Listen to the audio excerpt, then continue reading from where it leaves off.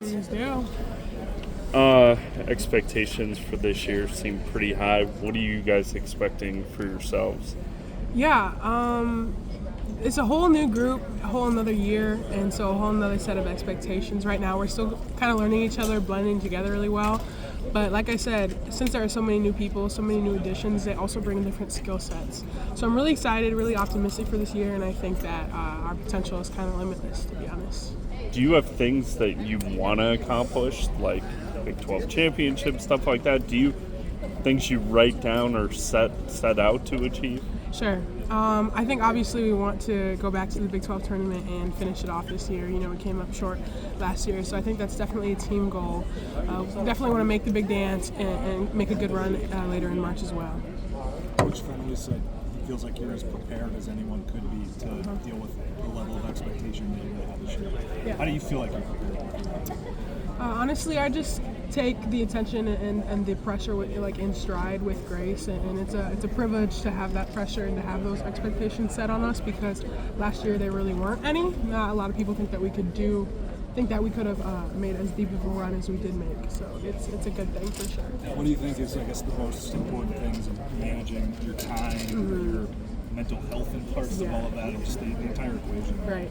I think that's kind of just setting your priorities, like acknowledging, yes, I'm here to play basketball, but I'm also a person. You know, I'm a human being. I like to do things outside of this sport. So just making sure that I have enough time for me and my friends and my social life, as well as basketball and academics. What are some of those things you like to do outside of basketball? I love music. I like to play my guitar. I like to go to the movies with my friends. I like to scroll on TikTok. I like to watch Netflix. So just little things like that. What sort of things did you, once the offseason hit, did you say, I want to get better at A, B, and C? Yeah, I wanted to get better defensively. I feel like a lot of times last year we played zone, and I think this year we're doing a little bit more man-to-man. So sharpen up my post defense and also be more of a threat in the paint, as far as like a shot blocker, do those sorts of things. And then offensively, I think the mid-range game has improved quite a bit. Trusting myself with the rock, trusting myself for the trail three, things like that. How helpful is it to have Addie trying to do the same thing like Ad on her game, as well as a couple other freshmen who went through it with you last year? Yeah, it's nice to know, that she's always on the floor with me. She's by my side, and she's also, trying to get better, and we push each other a lot. And we're both pretty strong personalities, and we get along well on and off the court. So that definitely helps to have a companion in that journey.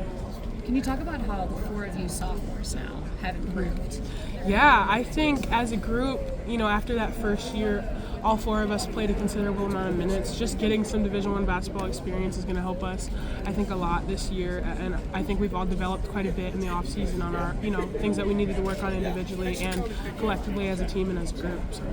Seeing the type of platform that Kaylin obviously brought in Iowa City and having her graduate, do you see yourself taking another step in that stardom? Obviously, it's kind of out of your control. It's kind of wherever it comes. But do you see yourself kind of taking that torch, especially being another program in this state?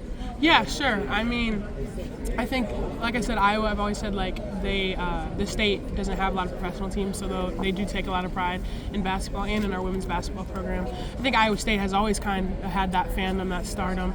But like you said, these past couple years, even with the movement in women's basketball, there's a lot of attention on us, and there's a lot of attention to be grabbed. So I think that potentially, that torch could be passed, or we can make and pave our own way as well. Do you think about that kind of ability to make players stars in this sport that has kind of been discovered in recent years, or does that not enter your mind, especially during a game? Yeah, no, absolutely. That's the last thing I'm thinking about. I don't really care about stardom or views or whatever the case may be. That's just kind of something that's come along with this transition and the popularity of women's basketball. So I'm not really thinking about that so much. What was your impression of just the way you got out of the gate in your college basketball career? Did you think that it would come as quickly as it did last year? No. I did not know what to expect last year. Like I said, just showing up in June and just trying to compete, honestly, was my main goal. For even 10 minutes a game, I probably would have been happy with. But just to be able to beat my own expectations, to beat everybody's expectations and doubts, and put out a good product last year. I think towards the end of the season, I was playing 30-plus minutes a game. I would have never guessed that last year if you'd asked me at this time.